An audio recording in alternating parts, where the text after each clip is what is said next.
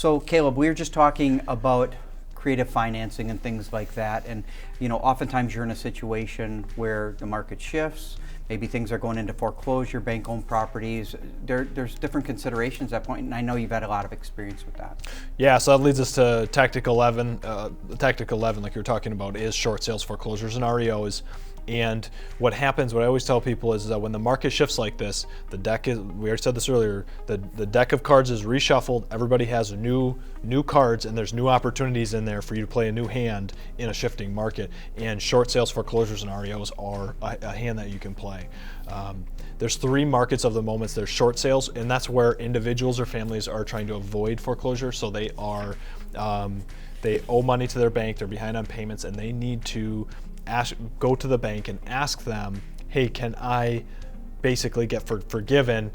I owe $125,000 to you, XYZ bank, and I can only sell it for $100,000. There are some agents that can actually go in and help facilitate that process and earn commissions through that. The other thing that you can do is foreclosures. This is where it physically gets foreclosed on, and an agent can go in and build relationships with the banks. They can build relationships with credit unions and then start listing those properties on behalf of the bank after that foreclosure process has happened.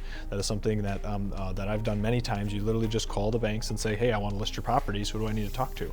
And that's you can help people through that process. And then finally is once it's finally owned by the bank. So you can help them early in the process, and then you can help them once it's finally owned by the bank and they can actually physically sign the listing contract where the bank physically owns the property. You can help the bank sell those properties at that time. So these are opportunities that are available in any market, but especially in a shift. In a shifting market, yes, because if you think about it, affordability has crashed, so to speak, or fear has went crazy and spread, and now all of a sudden people are making decisions that they don't normally make. They start falling behind on payments. They lose their jobs. There are going to be a lot of opportunities in any shifting market where foreclosures and short sales typically are on an uptick. And so when we're in a situation where it's been a strong market, and a strong seller's market here for a while, right, there's a lot of agents that have come on board into the industry that have no experience with that. But there's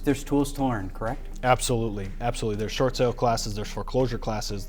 Here's the best time to learn about whether you want to work short sales, work foreclosures, or REOs is when the market is actually good. Right. Because nobody's getting into it because it's not anywhere that anybody needs to go to survive.